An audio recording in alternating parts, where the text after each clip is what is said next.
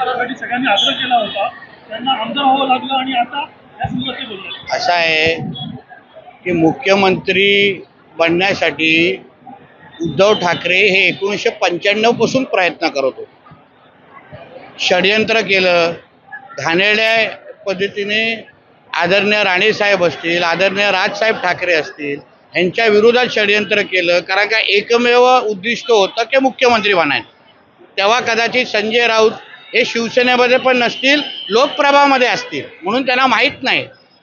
मुख्यमंत्री बनण्याचे स्वप्न हे उद्धव ठाकरेंचं पहिल्यापासून होतं आणि म्हणून कुठलाही कोणीही आग्रह केला नाही. त्यांनीच षडयंत्र केलं. तेव्हाही एकनाथ शिंदेंना शब्द दिला आणि तो फिरवला आणि स्वतः मुख्यमंत्री झाले. मुख्यमंत्रीचा राजीनामा देत असताना तेव्हाच सांगितलं, तेव्हा की मी विधान परिषदेचा राजीनामा देतोय, तेव्हा काय दिलं नाही. लाचारी करून ते आमदारकी ठेवलं आणि आता त्याला माहिती आहे हातातून सगळं निसटलंय, म्हणून अंबादास दानवेला पुढे गेलेला आहे. तेवढाच विषय. म्हणून लाचारेचं दुसरं नाव हे उद्धव ठाकरे, हे कदाचित संजय राजाराम राऊतला माहीत नसेल.